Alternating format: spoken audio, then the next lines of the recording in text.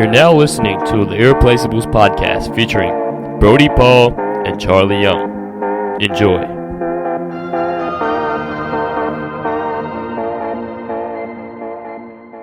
All right, welcome back, Irreplaceable viewers. We're back. I know it's been a while, but school's really been getting to us, and it doesn't help that we're in lockdown, and but we're back with a huge guest, an absolutely big name. So today we got Tristan Lenaz, aka Mirrors, aka Almost, and of many names. Yes. How are you? How's your week been? What have you been up to considering lockdown? I haven't done much, but living in Melbourne's not the best, but I'm just going to work. I'm still going to the office, which is good. Monday to Friday, it's the weekend, so obviously really enjoy my weekends as much as I can. Yeah, lovely. Has school been? School is challenging at the moment. Year 12, the year 12s last year, and you guys this year. I'd hate to do year 12. Unpopular opinion. I reckon we've had it tougher than last year. You've had it harder than last year. I reckon, because last year they had all these like considerations and things taken out of their courses, whereas we haven't, sort of thing, and we've just been in and out of lockdown. So that's been mentally draining, I reckon. Whereas they just had one big one, sort of thing. They got accustomed to online, learning and whatnot. I don't know how do you do it with like stacks and stuff? How's that work? Yeah, well, we don't. You have to like sign some declaration of authenticity or something to say that you didn't cheat, and then I don't know. It's just. They try not to do them. Like I've had three that have been pushed back because they don't want to do them online. Yep. So they just wait till we get back, which I rather. Yeah, 100%. What's exams are coming up? Yeah, we've got exams next 2 months away. Exams are 2 months away, so only 2 weeks. Do you reckon they'll get pushed back? Hey? Do you reckon they'll get pushed back? I don't know. October 20th, the English exam? Yeah. Something like that.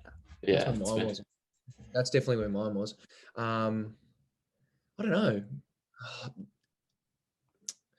Wangaratta and regional Victoria should be out of lockdown.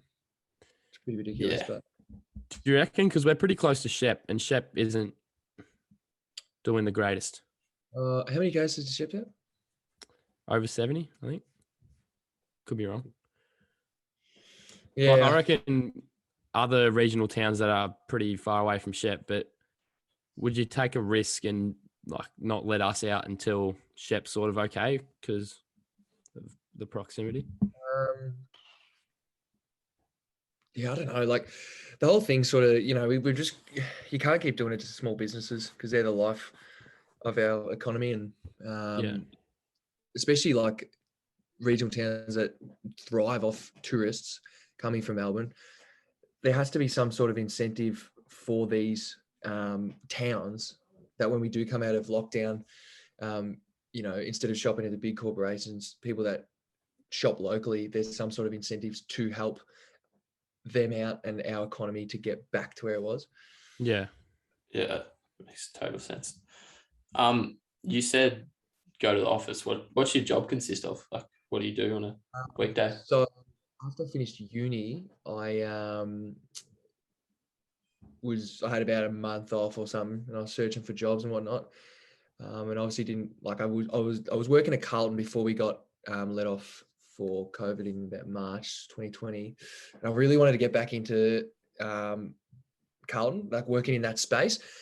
But then I was sitting down, I was like, well, what's the chances, or what can I do to propel myself as whatever I else want to do in my career? So I was like, a job came up for Goal Indigenous Services, which is a nationwide owned by Xavier Clark, who used to play footy for St Kilda, and his brother Raf did as well. He owned that. It used to be owned by Dean Rioli. So I got a job as a recruitment consultant, so onto the major projects around Melbourne. So sourcing Indigenous workers that want to work in civil construction and whatnot, and obviously other jobs that come about. So I was like, yep, I'm giving back to my community. So whatever else I do from this point on, it's all experiences, and I'm developing myself as an individual. Yeah. Has that been affected much because of COVID? Or the good thing is that we're still going into the office and I just get to see everyone and whatnot, which is good. Yeah. Like working from home, my housemate Matt, right? He works in North Melbourne and he works from home. And sometimes I think like, oh, it'd be good rolling out of bed, just going to work on your computer, not really worrying about it, and then going for a walk at lunchtime. But he's it's starting to get to him, I think, because the only good thing about being able to get up from your bed, get changed, have a shower, and then drive to Port Melbourne for work, it sort of keeps you in a routine and keeps you, because once you're sitting inside all the time, you can get real lethargic and you're sort of like, oh, as soon as you sit down inside, and then once you finish work, you're like, oh, can't be stuff moving because I haven't done anything, I haven't moved around. So in that sense, it's good. But now, as the lockdown gets longer, people aren't really wanting jobs because, no one knows what is going to happen in 2 weeks, 4 weeks and whatnot. So it's really, really slowed down. And the construction industry has obviously gone down to about 25% now. So, which isn't helping, which isn't all ideal, sorry. So.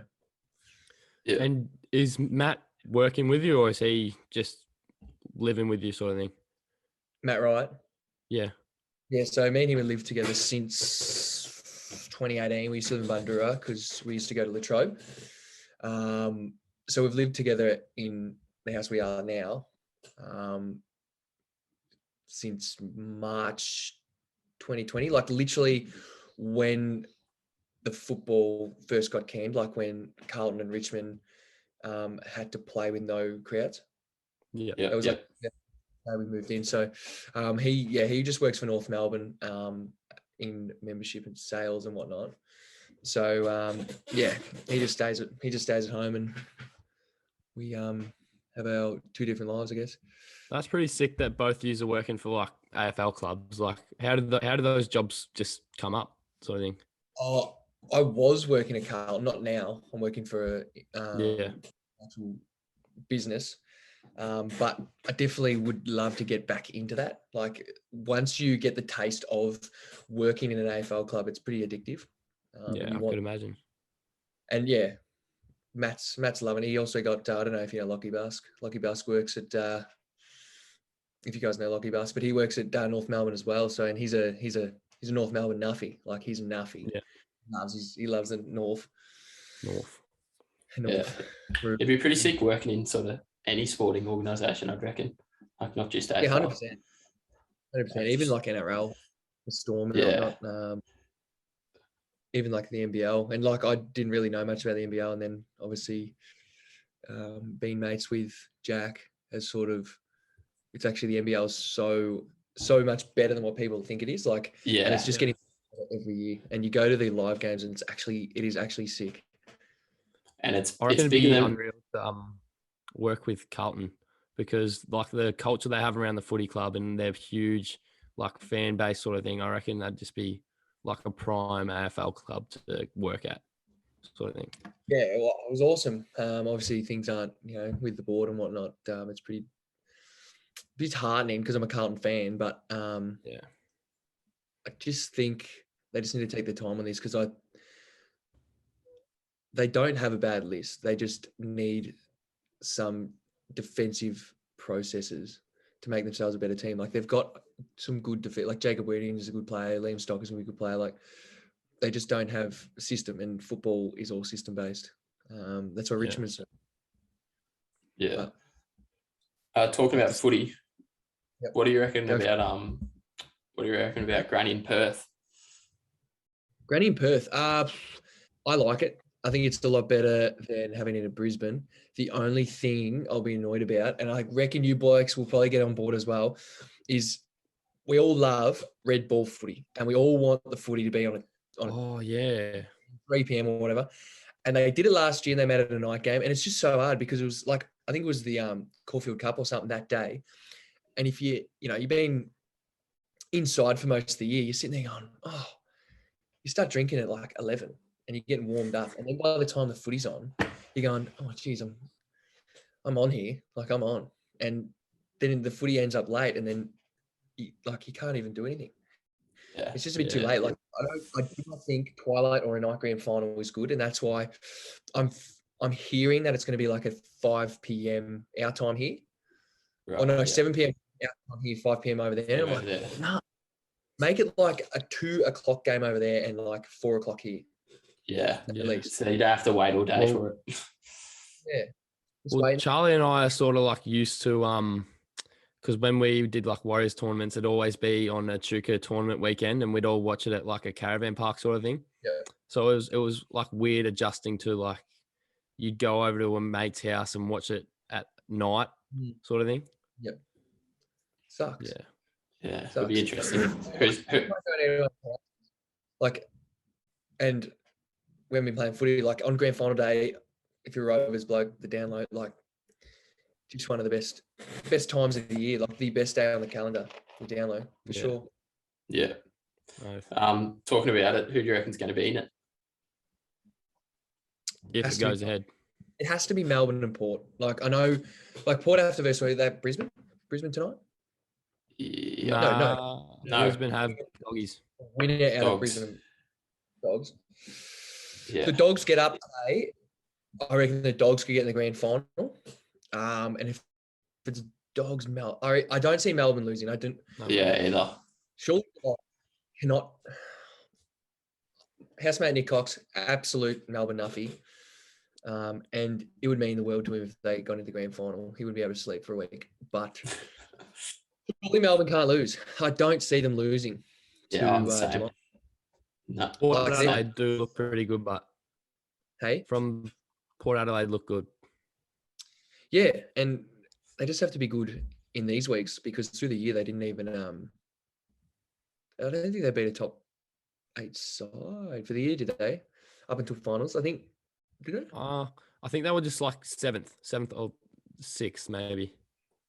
Yeah. Like no, they were top 4, weren't they? They were top 4, but they hadn't beaten a bottom 8 side. Yeah. Oh yeah, and then they beat someone, and everyone got around them. Dogs could have been.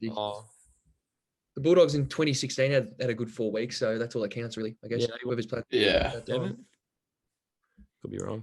I'm pretty sure they won it from 7th. Yeah, that was good. Yeah. Do you reckon anything's gonna? What are you? O&M? It's not going ahead. I don't see it going ahead. Oh, they have to can it. They have to can it. I was talking to Darren yesterday. I just it's too hard to stop and start all the time, and all us Melbourne boys and the blokes in Sydney and whatnot. Like if they're not going to be able to play, like it's just I don't know. Like I'm injured at the moment. Yeah. Rehab at the moment, so I was like, I'm not going to be playing at all. I just think they just have to make a decision now and get people, because I know a lot of people. The season was flying for I don't know how long we actually have consecutive weeks. I think it was like 8 weeks of like everything was fine, maybe more. And the stop and start just throws you out, like trying to keep yourself fit, doing all the running on Strava and whatnot. It's just hard. Like, and mentally you've got other things to worry about in your life. I just think, obviously, because it's ran in Albury and they're probably hanging out for Albury. I just think they need to can it because the TDFL's done, Ovens King's done. I think the Golden Valley's been canned. Yeah. They've 3 minor premiers, which is interesting. But and they reckon. I think I heard they want to play some sort of like someone's a winning next year or something. But I'm pretty sure the Ovens and Murray in the Western Region League here in Melbourne, the only 2 leagues that are still hanging on. So what do you do? Like, that's one of my points for not playing. Like you mentioned, you're injured. I reckon it's a risk on everyone if you try and come back after not training. Well, there's going to be some people training, but that it causes a huge risk on like the players. Exactly, 100%. Like, just get ready for next year, I guess. Exactly. It's annoying. And cricket's going to be getting in the way soon as well. Like they're going to start at some time. I'm so excited for cricket. I'm not a big cricket fan. Yeah, I'm not a cricket fan either. Old Ivanhoe Grammarians Cricket Club. We call it the Boneyard down here. The best, mate. We are going to win the flag this year. I don't mind the atmosphere though. Like I've been watching heaps of videos of like how they bring like trumpets and shit, and they start you playing the trumpets and the Barmy Army sort of thing. I rate that. The best. I got a photo here. I got to show it to you. Last year I was at work, and I don't know if you know, but Dylan Buckley's a Old Ivanhoe boy. Yeah. And I'll try and get this photo up. But I was working and I didn't go to a Tuesday night session, and I was like, oh damn. And Kiss Your Dad turned up. You see that? Yeah, sort of. Take this screen.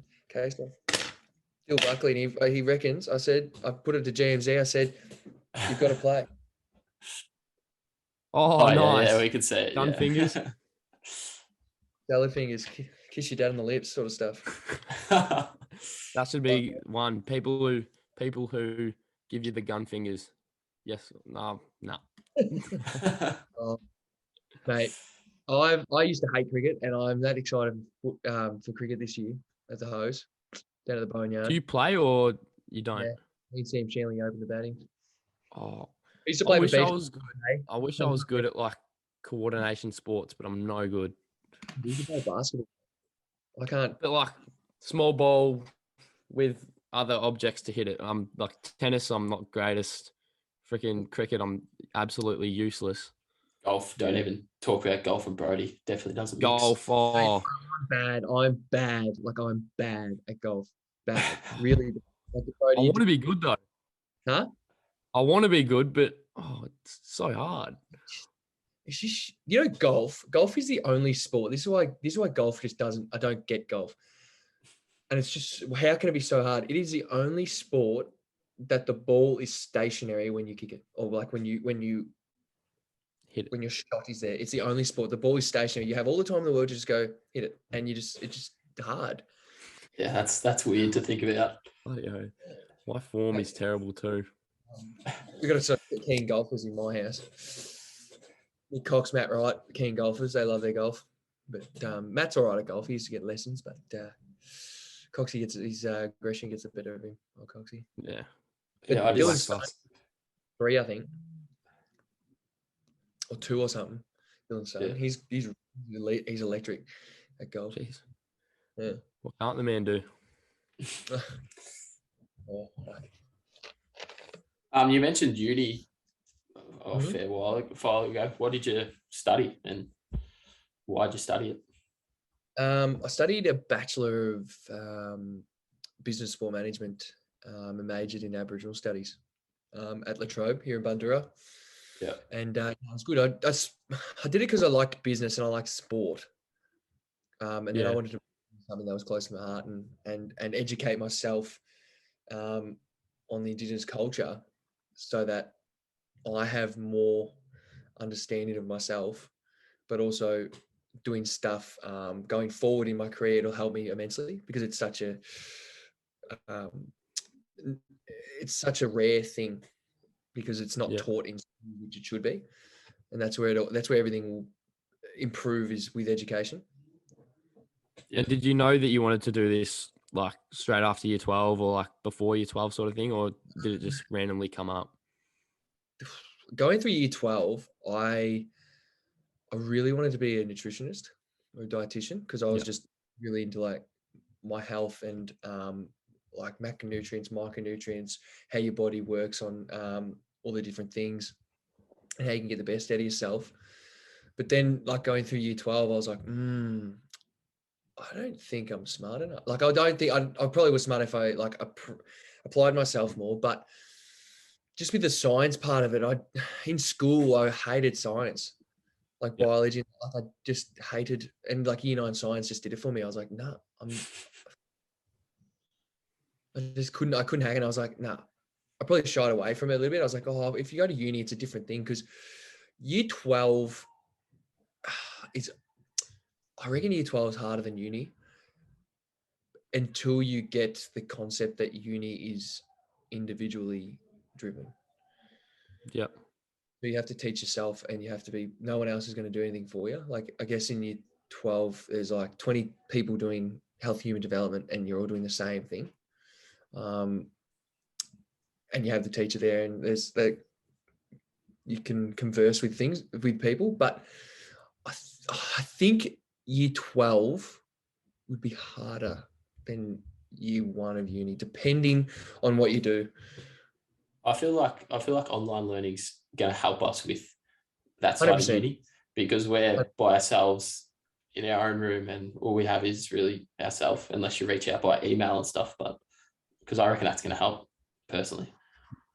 100%, 100% it will. Because like, you go from, when I went from school to uni, I was like, this is hard. Like, you have your portal, and you've got to just track everything. You've got all your subjects there and everything. And now you guys doing it in year 12, as much as it's going to suck, like it sucks now, if you do choose to go to uni, I feel like it'll hold you in good stead, because unis obviously haven't gone back yet since March last year.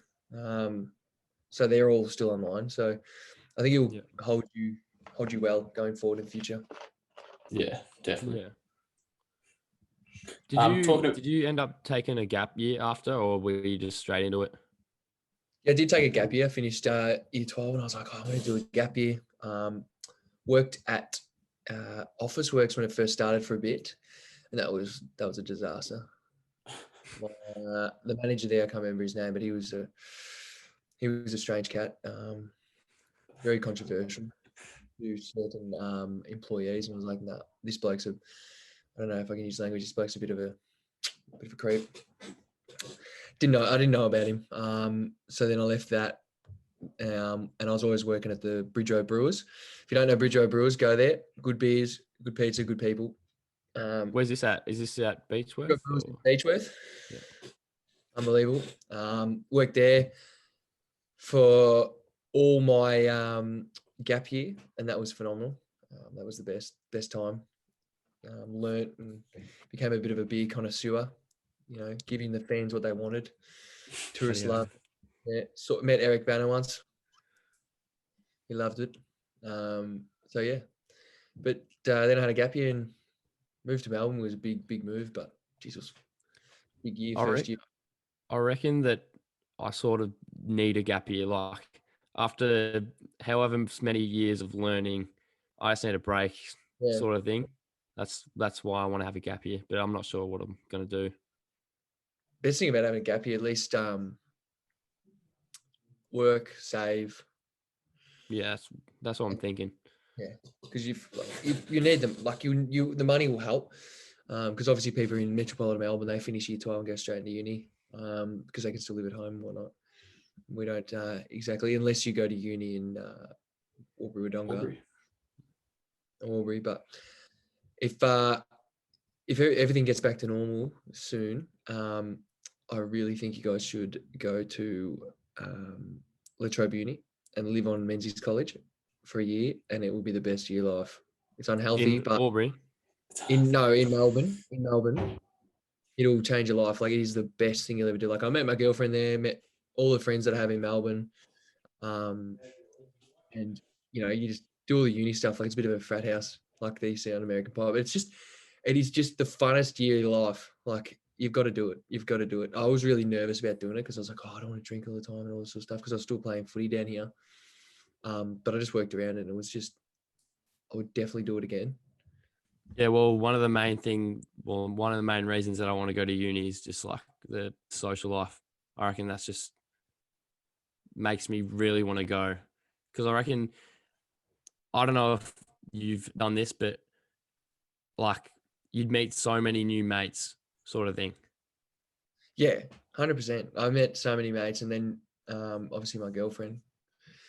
And you go, like, after the uni, you can go to people's houses. Like, when you move out of uni, you have like house parties, or you have like Triple J held us 100 days and all these sort of things. And it's just, I could meet them all tomorrow, and it'd be like nothing's different. And it's good to leave. Like, obviously you'll always have your friends back in, like, Beechworth or Wang or whatever. But your bowl is getting bigger. So you have people down here and up there, depending if you stay in Melbourne or you go back, obviously, home. It just, you meet people from all over the state, really. And then you have connections for life. Yeah. We'll go on to footy, considering. So just talk about like where it all started for you and how you ended up at Rovers. How long you got? Nah. So I started at Beechworth. Obviously, I started playing footy at Beechworth in the under 12s in about 2007, 8. Yeah. And then 2009, I started at under 14s at Beechworth, and I used to also run coaching sessions. I used to coach Alessandro Balci, so hats off, tips off. Alessandro Balci taught him everything he knows, old Bubba. He won't lie that, but it's true. Little Bubba used to turn up and just keep trying to tackle me all the time, and I used to just teach him, Bubba, this is how you play footy. Then after under 14s, I obviously went down to 17s as a forward. And then after because you have 3 years in under 17s, in my middle year, after the year of that, I was like, no, I want to get myself, like, I want to like change myself, like physically. So they had this like CrossFit gym in Beechworth that just opened up. So I used to go there like 6 days a week and train this CrossFit gym, do tons of running with it, because you do all these like, I don't know if you've watched any of the like CrossFit games, what they do, like run and tons of rowing, and then they're rowing straight into pull-ups, straight into squats, straight into all this sort of stuff. Like, it's hectic as. And over that pre-season, I put on probably 5 kilos, and I was in the best shape of my life. And I transitioned to being a midfielder, playing in the midfield with Cam Fendick at Beechworth, and had a really good year. We were struggling as a team. We only won 3 games for the year or something. And there were some really good teams, like Marty Brennan was playing for Rutherglen. They won the flag that year. And Waganya had a good team there, like Bryden Robbins, who was a good player. Who else do they have? Oh, can't really remember now, but we were struggling because we only had 2 top age players, and we were like both of the captains. And that year I was gaining a lot of traction from Data Hovey. I think he's your new. I think he's going to be principal. Prime Minister. Yeah, he's a new principal. Yeah, principal. And he was the vice principal back then, and he was the coach of the Rovers thirds, and he was watching me, checking me out every weekend, and I'd like get the best every weekend, like best on, second best on, and whatnot. And then we had school footy in year 11. Anyway, we went to year 12. Anyway, we went to state because we went to. Oh, did we go to? No, we missed out in year 10. Then the following year, so the end of that year when I was playing at Beechworth, I got invited to the SS&A club for the league medal, and I was like, why am I here? Like, I came second in our team one. I was leading the whole thing, and I got picked by 4 on the 4 votes in the last game. The last game I was like, that gut-wrenching. Then I got invited to the league medal, and I was like, why am I getting invited? Like, I'm clearly not a chance. We won like 3 games for the year. We're sitting like third last out of 12 teams or whatever. I turn up there, and the votes keep coming out. It's like votes, and I'm like, oh shit, I'm a chance. I'm sitting like 4th. I was like, oh shit. And then I got all the way through, and the winner, Martin Brennan, won on 30 votes, and I came 5th on 25 votes. And I was like, what's going on? Then after that, that's when Data Hovey was like, you got to come to Rovers. So they were playing the finals against Maggie's, and I'm pretty sure Maggie's coach at the time, Norton, I think his name was, he had my number as well. And it was just the only reason why I'm playing at Rovers to this day is because they put in more effort, and Data sort of was just really transparent with contacting me, seeing I'm going, and then invited me down to pre-season and whatnot. And the rest is history, really. And I don't take it back at all. It was pretty tough. It was pretty tough, actually. Like our thirds team back then was a star-studded team. Like, we should have won the flag.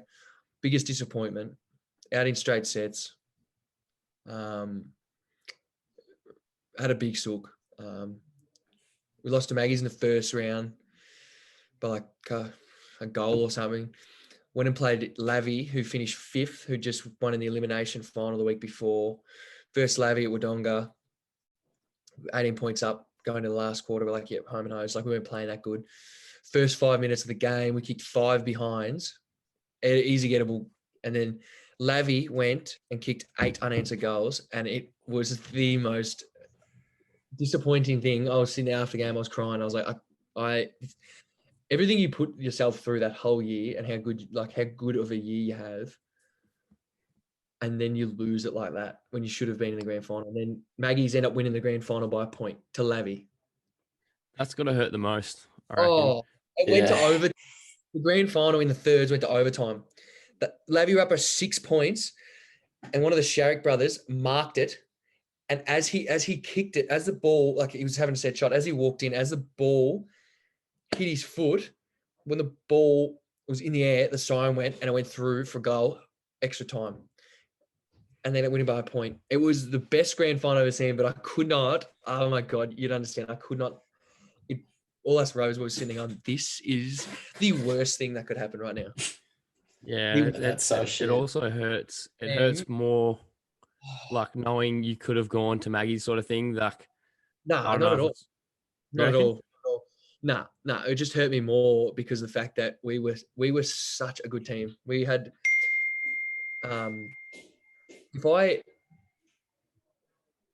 sorry, people are just yelling downstairs. I was getting sidetracked.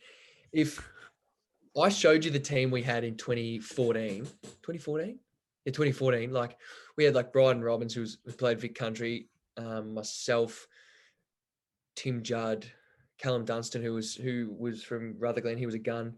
Tyler Lowe, who won Rising Star the next year in the seniors in the Ovens and Murray for Rovers.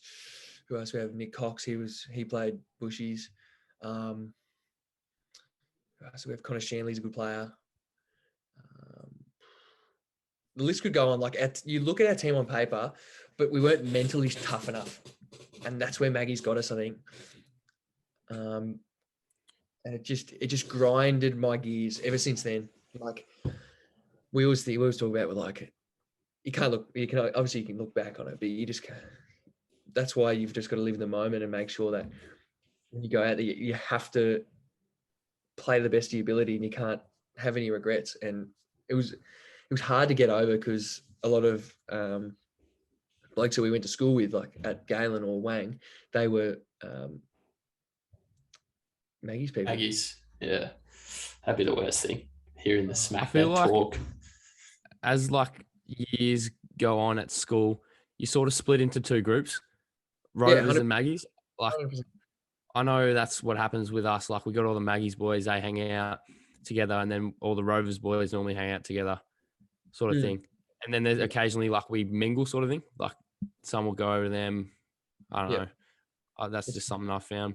Probably I keep telling people, like down in Melbourne when I trained down in, like, oh, I play for Wang Rovers, and they're like, oh, they're across the road from Wang Maggie's. I was like, yeah. And they're like, mate, and I was like, I'm telling you, there's not a rivalry like Rovers and Maggie's in Country Vic. Not at all. Nothing comes close. Nothing comes close. I reckon it's because our grounds are so close to each other. Like, I reckon that's something. Yeah, 100%. Well, I was talking to people in like Wodonga, and no one shows up to their derbies or anything. Like, it's not as packed as ours are, sort of thing. Oh yeah, the derby. The other problem with the derby, they're playing on a Sunday. Like, we beat Maggie's right early in the year, right? Had a good game, awesome, best thing ever. And then it's a Sunday, and all of us boys have to drive back to Melbourne tomorrow because we've got work. Like, put it on a Saturday. Or no, do what they should do: a Saturday night game, Saturday night games, so you can get on the beers after it and have like a bit of fun. Yeah. But then they put it on that idea. Leagues to come in, and like the small leagues like Ovens and King, TDFL, and that one on, and other Ovens and Murray teams. But it's just annoying for people that have to travel, or people that actually live there and they want to enjoy themselves and not have to go to work or school on the Monday. Yeah, definitely. Do you have any pre-game rituals that you've done throughout your career that you have to do?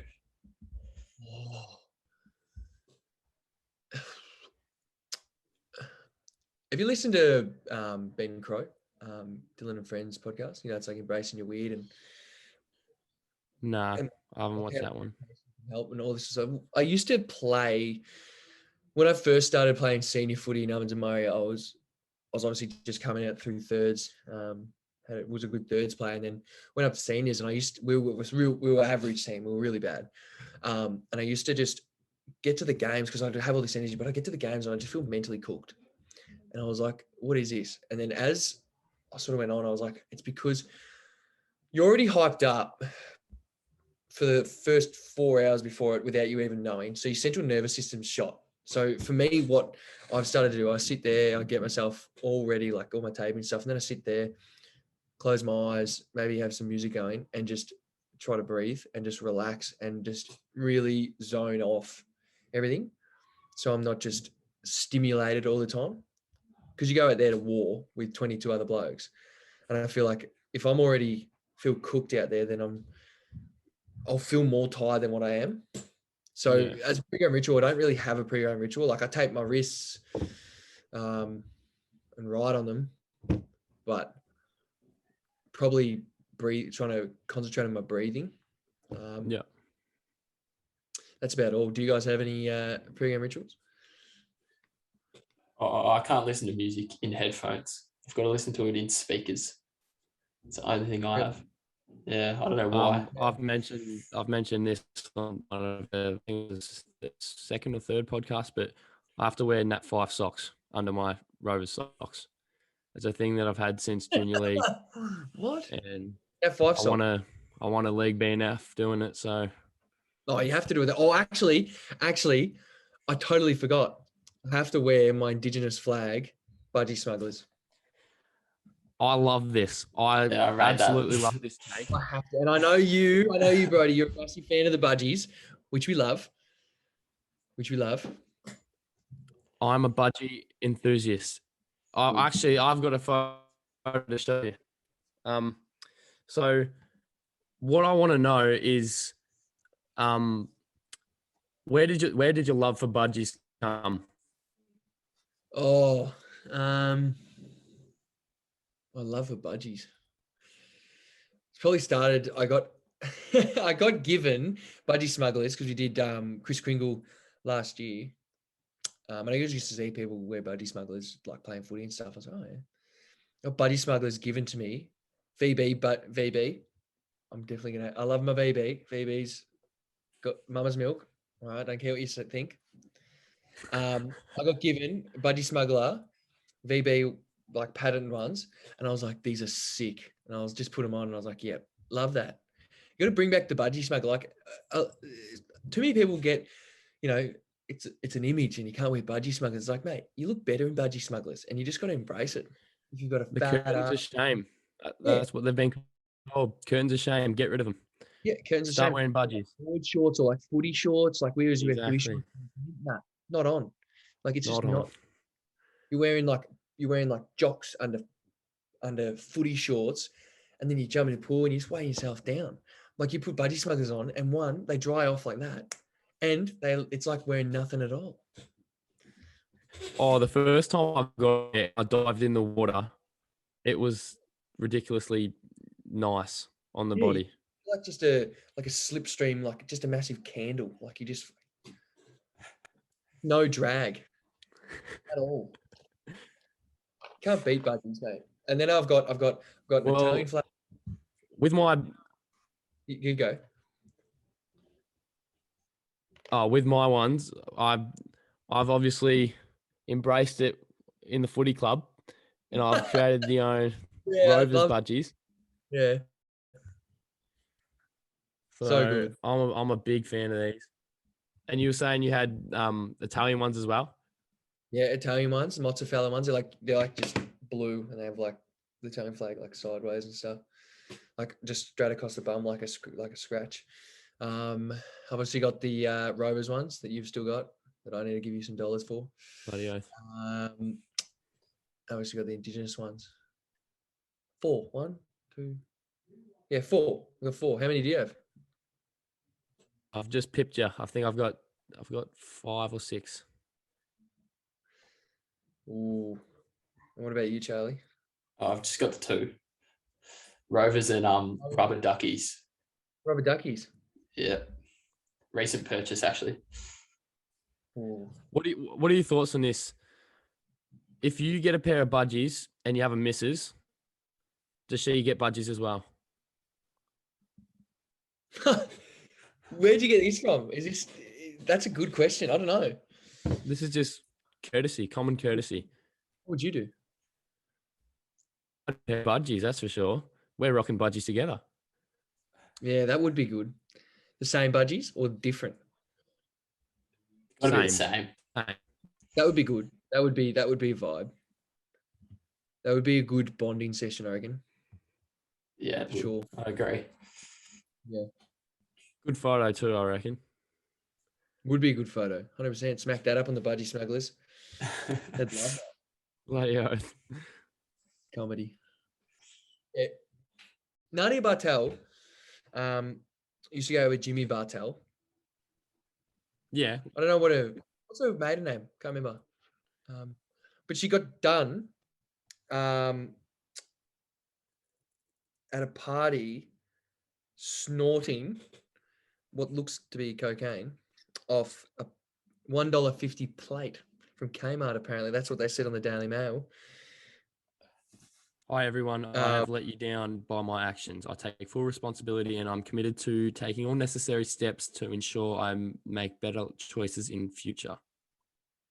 I just sent you that. So some girls accidentally put it on her Instagram story. And I think she was meant to send it to her private story on Instagram. And she's just gone and, after a couple of candies, she's gone and banged it up on the old. Geez, there's one sausage of a line on that one. Yeah, a couple of shame, isn't there? A couple of absolute stonkers. That's that funny. That is that funny. I was like, oh, Nadia. And she's an influencer. Oh, Nadia. No, Nadia. No. But just quietly, we were talking about this at work, right? How do you fuck it up that bad? Quote me. How do you fuck that up? Yeah, I don't get it. Just be better. Just be Especially better. when you got that much weight on your shoulders and you do something like that. You have a huge fan base, and if that gets out, you are cooked. Yeah. And in this case, it did. And you're supposed to be an influencer, and you're not really doing your job of influencing people. Or well, you are, but not positively. You are influencing people. People going, yeah. Jeez. Lockdown's really got to Nadia. And they're going, damn, let the girls play. Why TG? Yeah, the girls. The girls. Did you forget about that? Oh, I got a good story. Buckle yourselves in, boys. Right. I'm ready. Yep. Buckled in. Right. So I don't know if anyone knows Tom Nolan. Does everyone know Tom Nolan? Tommy Nolan, yep. Everyone knows Bang, right? Absolute clown. So in year 11, you know the shack. You know the shack. Everyone knows the pet shed sort of thing. it's a combi. And after year 11, it was, when you transition from year 11 to year 12, I forget what it's called. Head start. Like a step up. Huh? Head start. That one, yeah, head start. So you're going from year 11 to year 12. So we're doing that. Tom Nolan was leaving school and he was getting himself an electrician apprenticeship. But I think he ended up getting like a pre-apprenticeship. But anyway, he's like, oh, this is good. So we're at Tom's house. I actually wasn't there, but I know this story was told that well. And it's an absolute cracker. Matt Wright, Tom, and Bryden were at Tom's house, and Tom lives just down the road in Phillipson Street. And they were like, oh, Tom, why don't you just, are your books still in your, because his books were still in his locker. And they're like, oh, Tom, I'm going to get your books. Why don't you just go and shit in your book? And he's like, oh, that's pretty funny. Yeah, shit in your book. Who cares? So anyway, they went to the school, and they thought they're like, They thought it was just going to be a piss take. Anyway, they got there, and they're like, oh, Brian's like, Tom, shit in your book. And he's like, you mean? He's like, shit in your book? And no one will know it's you. So anyway, shit's in his book. They get into the shack, and he puts his book in the freezer. Right? Anyway, comes around Monday, right? And we're there, it's lunchtime, and one of the girls, not going to name her, she walks in, she's like, oh yeah. And no one's ever opened the freezer. Like, no one would have any reason to open the freezer at the shack. Like, you're not freezing anything. You're putting it in the fridge if you have food, but you're not freezing anything. Anyway, she walks up there, I think it was a Monday or a Tuesday, a day after or 2 days after they did it. She opens the fridge and she goes, yeah, what the fuck is that smell? And we're all like, ew, that's fucked. And like, all of us knew. I'm just sitting there laughing, oh, fuck. No way. Anyway, she pulls it out, and Mr. Akuri comes flying over. The fastest walk you've ever seen in the world. Lightest pants you've ever seen also. Like, just nearly breaking at the seams. Walks in and goes, right, what's going on here? Pulls out the book. And it's Tom Nolan's book, and there's poo in it, like frozen poo in the middle pages. There's poo in it. Like, he's just shat in the book. And so we're all messaging Tom. I'm like, fuck. And he goes, no, fuck that. Fuck that. What was like, oh, Tom, what are you going to say? Because they knew that something was up. And they're like, oh, they go to man. Like, he goes, oh, I'm fucking worried. I might lose my apprenticeship. It's going to be fucked. And all this sort of stuff. And he goes, oh, what are you going to say, Tom? Like, what's your alibi? Like, what are you going to say? And he goes, oh, I'm just going to say, like, what? Why would I shit my own book? Why would I shit my own book? Why? To be fair, his auntie, Will's mum, saved him because she knew, and he got away with it. And we were all like, oh, who did it? Because we were all getting posted. We're like, we don't fucking know. And we didn't want to dob Tom in because he was like, don't fucking dob me in. Don't fucking dob me in. Because if they were going to dob him in and go for him, that was his alibi. Why would I shit my own book? Why? How did his auntie save him? Good question. I'm sure she batted. I think she batted off, but like she knew that Tom was behind it, but she didn't like let anything up. Like we sort of kept it all under wraps and stuff. So yeah, it's one of the best get known secrets, and it is still funny to this day. There's also another funny story. Tom, we were camping down the river one time, and there was a couple of girls we went to school with. I'm not going to name them. Tom needed to shit. Funnily enough, again. Jesus. Like, oh, go and shit go and have an aquaturd. Go and shit in the river. Fuck yeah, all right. Go and shits in the river. Anyway, instead of it pushing the shit down the current was sort of like circling. And this turd was just floating around in this thing. And one of the girls walks out and starts going for a swim. And she starts swimming out of this. And all the boys are sitting there watching her and going like, oh, fuck. She's gonna hit it. She's getting close. And they get to her, we're gonna say something, and they just yell out her name. And she goes, what? And he goes, stop. And she stops and looks, and there's a turd like next to her shoulder, and she screams and like goes like, fuck that. Gets out, and she's like, Tom, I can't believe you fucking shit in my river. And Tom's like, what do you mean? It's not your river. How is it your river? How's it your river? It's like the ovens or something. He's like, how is it your river? And she goes, it's not my fucking river. And she's talking to them. And so she made Tom go out into the water and got a Pringles can and fished his poo out in a Pringles can. How's that for a story? You have got though. That has to be one of the greatest Galen stories ever. Has to be, and it just suits Tom Nolan so well. By the sounds of those stories, Tom sounds like he's a fool for peer pressure. Yeah. Oh, mate. The great Tom King, I don't know if you know Tom King, but he lives up in Queensland, I think. He used to say to us boys, he goes, boys, always giving you peer pressure.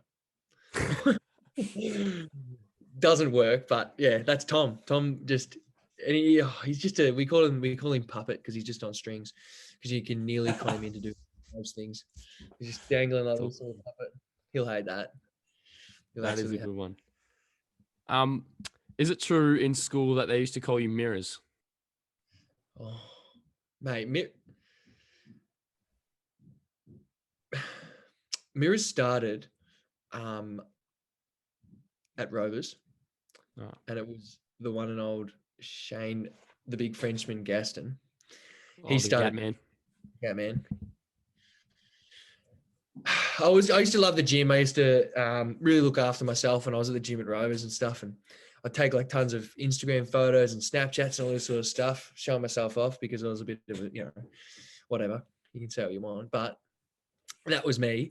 And he started calling me Mirrors. And I was like, Mirrors? Who the fuck's Mirrors? And they're like, your Mirrors. I was like, what? He goes, it's Mirrors. And then it just stuck. And I was like, fuck. And I was sitting there going, I've never had a nickname before that. It was always like Tristan, or I never actually had a nickname. Mirrors stuck that well. I was like, as annoying as it is so perfect. Like I had to buy in. I had to be like, yep, I own this now. I own this because it suits, it is me. Like it suited me at the time. And I was like, and now guess what? I left Rovers and I went and played for Summary in the Ballarat League. I didn't hear Mirrors for 2 years. My first training session back when we all signed back at Rovers and Creza started, the first thing I hear is Mirrors. And I was like, fuck. I thought I got away from it. And I thought everyone forgot, and it's back. And ever since then, everyone knows it. And even 2OY call me Mirrors. That's awesome. They interviewed me and they heard about it. I told them a story. I've got their recording. My girlfriend recorded it. They're like, so we need to put this to bed. Why is Mirrors? And I told the story and whatnot. And I said, it works because it just, how do you get rid of something like that? Because you just got to own it. I rate it though. It's a good nickname. Like it's not something stupid that you don't want to hear. It's good. Yeah, I know. And everyone's like, oh, call yourself Mirrors. And I'm like, it's a good name. Yeah, I love it. It's nothing to be. Who's got a bad name at Rovers? Who's got a bad nickname? Go on. What are the bad nicknames if going around at Rovers? Do you reckon? I know a kid in our team. We call him Cakey, or the Cake Man, because he's got a lot of cake. Alex Dowsley. So that's probably not the most pleasant. Quads. Quadzilla, Cobra. Cobra. No, that's a sick name. Yeah, Cobra. That's Cobra. Jason McQuaid. Yeah. Tell you what. We get Gat. We made up Gatman. There's not many bad ones. Like all the ones that stick are normally good. I've started like with Bangers. What's that? Sorry. You know what Bangers is called? Bangers. Oh, who's Bangers? Every single day of the week for about 5 years straight, all he would eat was bangers and mash every night. Wait, who's Bangers? Tom Nolan. Oh, do you call him Bangers? Yeah, Bangers, ankle bang, Puppet. awkward pen. He's got silly ankles and he just runs funny. He's got so many good names like Matt Wright, Munster, Mattress because he's a big mattress. I don't know what else we got. Coffee, Rocco, Chico because you just don't know what you're gonna get because you don't know what's in a Chico roll. It's predominantly cabbage, but then you don't know what the fuck is else in it. That's good. Jack White, I don't know. J Money. Yeah, what? Big Pen. Big Money? Candle. I don't know. With 18s, I've started giving all like the really young kids like nicknames. Like for an example, there's a kid in our 18s. His name is Preston Coleman. I'm just calling him Ronnie. Ronnie Coleman. Ronnie Coleman. Buddy. Skinniest kid there, Ronnie. Oh. It's stuck. What a man. I've given Charles Ledger, Chuck, and that's stuck. Yeah, I love nicknames. There is good ones. Like we play basketball with Dingo. Dingo, why Dingo? Nah, you're not ready yet. That's what I told you. Actually, you can't. Nah, he ate his brother. Apparently, no, he didn't eat his brother. There's a couple of stories, but nobody actually knows. No one actually knows why he called Dingo. When people ask why he called Dingo, he just looks at them and just stares in their eyes and say, "You're not ready yet. You're just simply not ready yet." I love that. That's funny. Mate, the Gentlemoines are winning it this year. Oh, is he one of the Gentlemoines? If anyone doesn't know who the Gentlemoines is, it's our basketball team.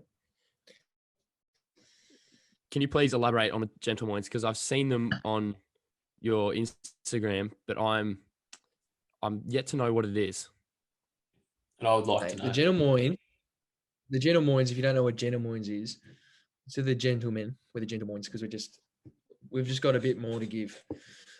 We're a team that started playing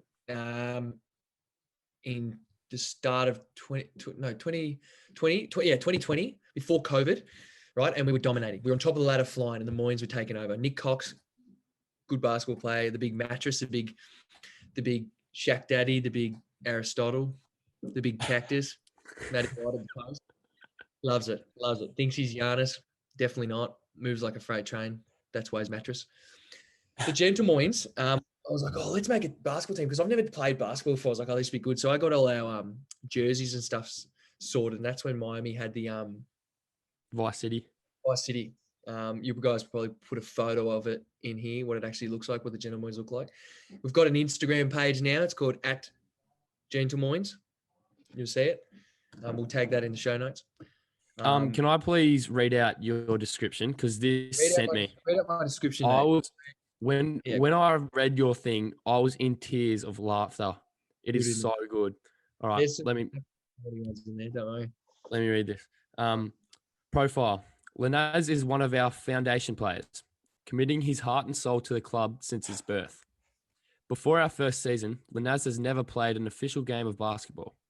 The average Joe could have been quickly swallowed by the rigors of domestic basketball, but not Lenaz. His efforts have been a standout quality, with the athletic forward always pushing the fast break with his pace and his rebounding something to behold. His finishing ability is questionable, though, with almost trying too hard to dunk on most plays, despite his inability.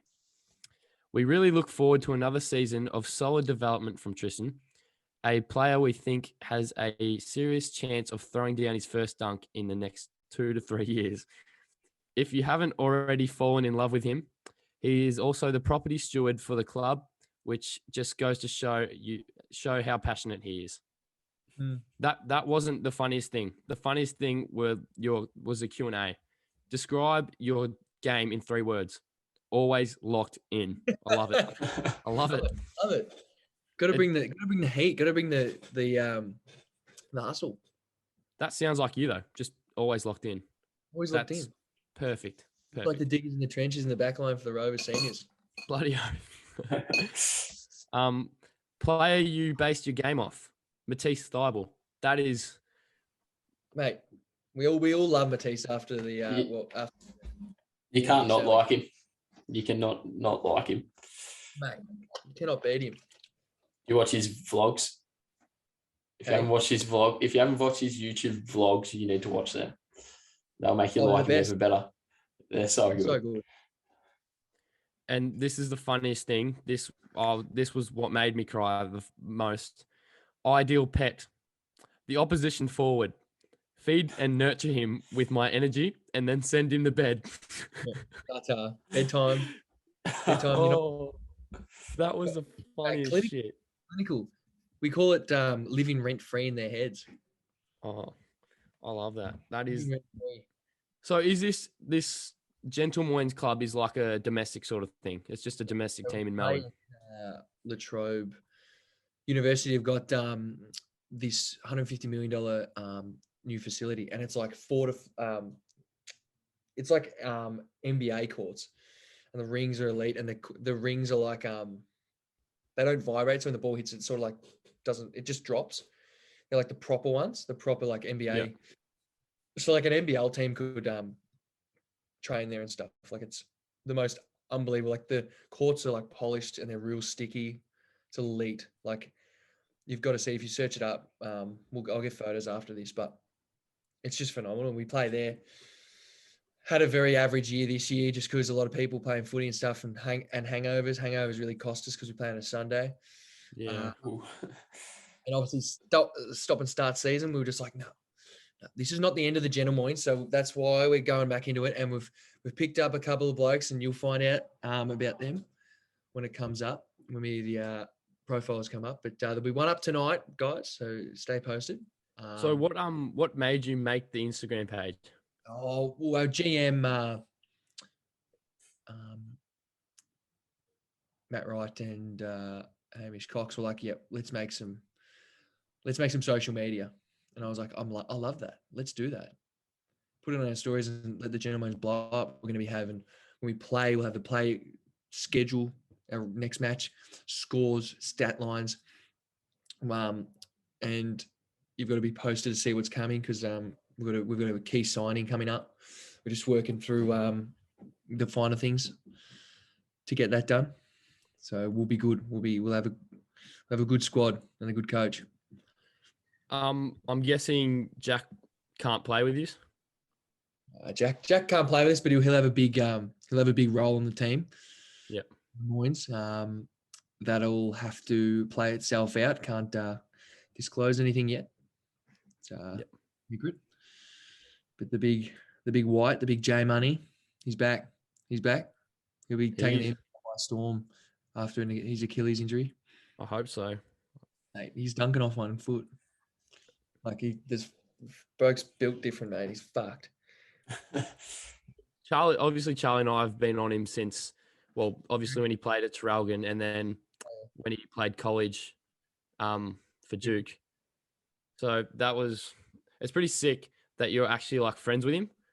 Yeah, and he's a weapon too. And like, he knows all it. Like, playing at Duke, it's so weird because like, I remember when Sam Shanley first moved in with us, and Sam's a pretty innocent country bloke, and he loves it. He was like, "Oh, Jack, so you played at Duke?" And he's like, "Yeah." He's like, "Oh yeah." Zion and RJ Barrett played at Duke, and he's like, "Yeah." He goes, "Are you friends with him?" And he's like, "Yeah." He's like, "Well, do you have him on Snapchat?" And Jack's like, "Yeah." And he's like, "That's fucking cool. That's so cool." What? But it's pretty crazy to think that he's played with Zion and RJ. And then he captained him. He didn't just play with him; he captained him. Captain, that's sick. In the NBL last year, mate, he was winning. He was the best defensive player in the league, easily, mate. Like, he had the most blocks, steals, and stuff, and he's 6'7", and he's just built different. Like, he's so athletic, and it's pretty hard, gut wrenching that he hurt his Achilles, but he is like already running. I've seen heaps of rehab. Yeah, he's been shooting because all he needs to do is just be more offensive. Like, he had a game that he had like 22 and hit like a couple of threes early on in the season, the NBL season, like oath, because he'll play a game, come home, and we just like digest the game, and it's just sick. Yeah, we'll be like, that would be so cool. Sick having a person who plays NBL, and you can just go home and debunk the game with them. I don't know if everyone in your household actually knows the game of basketball, but like, yeah, we all love basketball. Yeah. How was it when like COVID and stuff? Like, I suppose during the season, COVID didn't really affect it, but like, could he not come home and stuff? Jack, or did I come home? No, Jack. No, Jack just stayed here because obviously he was injured with his Achilles, so he can still work out and stuff every day because he's got his physios, and obviously goes down to the facility and stuff. So, but yeah, like, he's got a girlfriend over in America. That's probably the only. But other than that, like, life's just you can't dwell on things that you can't control. Else you're just not good for anyone. You can only. Good thing that I've sort of taken on now is like, instead of dwelling on going like, "Oh, how bad's this?" and I'm not doing this, but you've just got to look back and say, keep yourself level-headed, like, mentally, and say, like, if I focus what I can control, not what I can't control, I'll be in a much better headspace mentally. Yeah. And you hear it all the time though, with like heaps of sports psychologists and stuff. Yeah. Sort of thing. Don't dwell on the things that are just not there. Like, you can't actually grasp them. I think sports psychologists say, what do they say? They, what's the word? Like when someone has an opinion on you, like in the media or something or whatnot, if you dwell on that, that'll now shape what you think of yourself, Yeah. the standard that you think you're at, or how good you actually are. And that'll affect your overall mental health and your ability to actually do something. Yeah, and you hear it all the time from professionals, like that they don't take in what the media says and stuff. Yeah, 100%. Well, their job is to sort of critique and, you know, sort of hate on you. I remember this quote from, I think it was KSI or Logan Paul. I was watching one of their podcasts, and it was like, their job is to hate on you, sort of thing, and your job is to prove them their point wrong, sort of thing. Yeah. Otherwise, there's no point in what you're doing, sort of thing. 100%. 100%. Playing under Kreza. Yes, I really want to hear about this because I Playing don't under know him. I don't know him personally, but Bursley, he looks like a very good coach. he's a very good coach. And if you haven't read his book, read his book. I want to do that. Do you know anyone who has it that I could borrow it off? Has it? Yeah, I've heard about that. Oh, it has it? I'm pretty sure. Yeah, I know I know Jack Garish has it. I know what you think. I know that video you're talking about. That's fucking funny. So Kreza, when we first got there, I was like, holy fuck. Like the amount of running and like discipline and shit. I was like, fuck. Because I was coming like out of Sunbury and I was injured, hurt my Achilles and stuff. Mate, he demands and makes everyone better. He makes everyone better around him.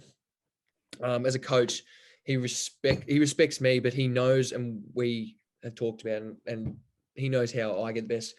Like I'm a big personality, and you know, I get a bit charismatic, but he puts me back in my place. I said, you've got to make me, you will get the best out of me if you make me feel uncomfortable with being comfortable with being uncomfortable. So if I'm uncomfortable, you see that this has been the banner that's been put in our in the locker room, sort of thing. Being uncomfortable, be comfortable with being uncomfortable. Yeah. So like when I have a good game, like I had a good game this year and I didn't get in the best, and that was because he was like, because we had a big game the next week, and he's like, no, because then he thinks I'll get a big head or I'll get it ahead of myself. And like that's fair and all good and well. But the way his system, like, and everyone learns it, and you play to that system and the standards, he makes everyone better. Like all the young kids have all got better, and all of us have got better, and just drives leadership, but also professionalism and doing extras to make yourself better. Like all the Strava and stuff. Like Strava as an app is good because it keeps people accountable. And I don't know if you've trained with the seniors, but like the way he runs training, he makes, he's like, I don't care if you miss that kick, just see it and hit it. Don't kick off one step running, because I'm not gonna have a go. You're like, take the game on. If you get caught on the ball, I'll cop that. And it gives younger kids. When I was playing seniors in my earlier years, that was probably me. We didn't improve, none of us young kids, because we were too worried about if we did make mistakes. And you can just never get better if you're like that. Yeah. You're always worried about, what's going to happen, or the repercussions to everything I do. That's the problem. I feel like what makes him a good coach is everyone down there respects him and respects what he has to say about you, sort of thing, which makes you want to like prove him right. Yeah. And he's pretty brutally honest a lot of the time. I can tell you how it is. I can imagine. Yeah. But that's what the good coaches do, I guess. And you're not going to be able to facilitate for 50 blokes, but you have to find a median between all of them. Yeah. Yeah. So yeah, but like getting coached by Kreza, it's really good, and like he believes. I mean, we had our exit meetings the other day, and what we have to do and stuff. But are you guys allowed to play thirds next year because your season got canned, or what's the go? I think we're going to still be under 18s, but Ben Tallarico wants to be in under 19s. Yep. Yeah, well, I'll be going up if it stays the same into seniors. Whereas Seconds. I've still got another year in 18s. Yep. So it doesn't really matter regardless for me. Yep. Senior footy's good. It's challenging, but you got to like. A lot of people come in, they want to be given a game instead of like you got to work for it. Like Bryn Darcy, he's done everything that he lost tons of weight, and it's just about what you're doing right, where you're fitting in, and how you can see yourself playing that game style and that brand of footy, I guess. Yeah. There's a lot of little things and stuff. But he lost tons of weight one preseason. Tons of weight. Yeah. While you're on like body transitions sort of thing with Bryn, I know you with the mirrors, you are a gym enthusiast, obviously. I see back when you were, I don't know how young you are, but you attended the Arnie festivals thing. I found this photo of you. Is that Robbie Frame? Yeah, Robbie Frame. So how big were you into your gym if you're going to Arnie festival sort of thing? I was going to quit footy and just do that full time. And then my friend stopped me from doing it. And I was like, look back now. I was like, that was the best thing I ever did. Because I don't know how it would be if I did. Loved it. Like, used to just be an absolute saint. Like, do everything right. And used to look after these people, like be friends on Instagram and shit and all that sort of stuff. And I know we talked about this earlier, but Teddy Cream. I was scrolling through your Instagram to try and find photos, obviously. And I've come upon a photo of you. It looked like a Mad Monday sort of post. Anyway, I look in the comments. If there's no photo, no proof. Oh, I'll freaking show you the photo. But anyway, I've looked in the comments and I see Teddy Cream. I'm like, what the heck is Teddy Cream commenting a love heart on this man's post? Like, that's obviously Teddy Cream, and that's the. Oh, mate. Oh, I was. And like, I know you. It's so random. And I was like, I don't have a clue.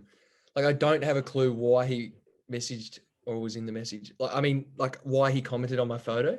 Because I know I don't know if it was a schoolies, because I went to schoolies on the Gold Coast, but he follows me, doesn't he? I think so. I don't know why he commented on that photo. Like, that photo was Mad Monday and I was dressed up as, what's his name? Gaff. Cousins? Oh. Gaff. Oh, and was that, was and that the other one was Brayshaw? Oh, was like that's good. Smacking pots and smacking blokes or something. And he just gave me a love heart. I was like, why would you love heart to react to that? Like, that's a terrible thing. But I thought it was funny at the time. But yeah, Teddy Cream. When you said to me before this, you're like, oh, how do you know Teddy Cream? I was like, Brody, the fuck are you talking about? What are you talking about? And I was like, I went on my phone. I was like, oh my God, he does follow me. You want to give a backstory of who Teddy Cream is? Because I'm sure there's plenty of viewers out there who actually don't know who he is. If you don't know Teddy Cream, guys, you obviously don't know music, do you? Nah, I was going to say otherwise. Teddy Cream are two blokes that get songs. They put a bass to it, just a constant do, and they remix all these songs. And none of the music changes. Like, they get like the top 5 musics like of that time. And they just, they used to be such a big thing. Like when I was 18, like DJ Tiger Lily, Teddy Cream, Will Sparks, Orchestrated. I remember they were a big thing when I was like year 6. Yeah. Because I'd listen to them all the time. Yeah, mate, I went to schoolies and it was me. Like, I fell in love with DJ Tiger Lily. Like, I absolutely thought she was the best thing. And then I met her at the airport. I was like, this is good as. How good is this? Yeah, so I was a bit of a fanboy then. But yeah, and then you just grow up and you're like, these people don't give a fuck. Nah, they're all right. Yeah, that was really weird. Yeah, I I thought it was weird, to be honest. Yeah, and when you asked me that, I was like, Brody, how deeply entrenched have you gone into my private life? I feel like I've been attacked from the inside. I was just confused. I was like, what the fuck? Why is this man commenting on? It's such a random photo as well. Like, you didn't even like tag him in it or anything. It was just boom, love heart. Yeah, mate. Fucking what can you do? What can you do? Yeah. What's on for you guys over the weekend? You do anything tonight? Put a multi on for the footy or whatever? Yeah, I think I'm gonna watch a footy at Braden's house. I think. Yep. And Bit of Fort. that's it. Oh yeah, Have a good Fortnite. night. You guys play Fortnite? You bit of Fortnite nerds. Not Do nerds. you have Just, a Xbox just or lockdown. PlayStation? You have? I don't have a PlayStation. We have a PlayStation 5 downstairs in the main room. But do you have an Xbox? Do you play Xbox? Nah, PlayStation. Good. That's awesome. I was about to say, I was like, Xbox blokes. Oh, let's Do hold you a play control. Warzone? Let's hold a control of this. Warzone, no. FIFA What and do you 2K. play? FIFA gets flogged. The boys downstairs are definitely playing it because Matt Wright loses his shit in FIFA. Loses his shit. It's always the game's fault. Like something happens, like, nah. Equalization will say that you'll fuck miss this. It's like, Matt, shut your mouth. I can't play FIFA because I don't know how to play. I don't get the rules, sort of thing. What? I can't play FIFA. I don't get soccer rules, and that just motivates me not to I play. reckon you play Madden. That's how weird you are. I don't play Madden. I Good. play Warzone, Fortnite, and 2K. You don't know soccer, so you wouldn't care that Ronnie's going back to Man U. I don't care. No. I'm the same, to be honest. Really? That's so disappointing. Like, I know Ronaldo's like a big head in freaking soccer, but I don't know what going back to Manchester United means. Like Eddie Betts coming back to Carlton. It's just meant to be. It's like, it doesn't get much better. That's a good analogy. The Eddie Betts to Carlton. You need to play FIFA. It's an unbelievable game. You'll love FIFA. My first FIFA was FIFA 07. Oh, unbelievable game. Do you reckon Eddie Betts is coming to Rovers? He said that he was going to go play for Rowley. Oh, no. Yeah, I know. I'd love him to play for Rovers. Oh, my God. That's so disappointing if he goes and plays at Rowley. Mate, I'd play for free. Eddie. Fuck, Eddie. Mate, when I was at Carlton, I babysitted his kids. And Louis and all them, that was just the best. Yeah, that would have been Well, sick. because his wife's from Wang, did you like sort of know him already? Yeah, so I actually working. I said, oh, I play for Rovers. He goes, oh, yeah, when I go down there, I usually train at Rovers. Like, he usually goes, kicks a footy there. And I was like, oh, not at Maggie's. And nah, fuck them. Right. Love it. Love that. Yeah, love that. We love that. That's what he said. Yeah. It would be good. Apparently there's a bit in the works with Rovers at the moment with players. Really? Well, obviously, Jamo leaving at the start of the year. That was pretty big and random. It was random. I don't. Jamo was good to me and whatnot. Yeah, it was. I love the most utmost respect for Jamo. But yeah, I didn't even realize that what happened because obviously he changed jobs and stuff and traveling all that way and stuff must have got to him. Yeah. But yeah, I'm not too sure what happened. To be honest. But what footy team do you go for, Brody? Fremantle. No, you don't. I go for Fremantle. Don't go Charlie, for back me. He does Back me. I'll go for Fremantle. He does.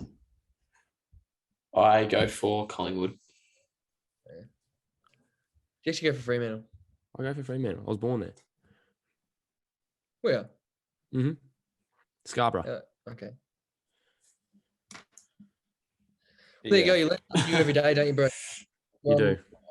So surprising. Thanks for coming on. We enjoyed Thanks, boys. smashing you with questions, and yeah, it was great having It was you on. good. First podcast in the books. Yeah, Love it. more to come.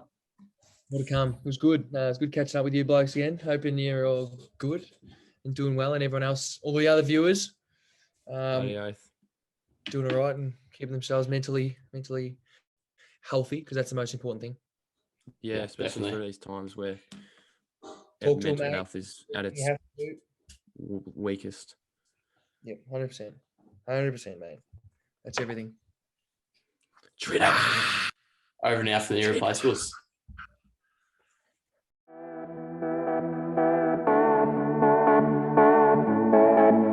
Make sure you subscribe and like this video.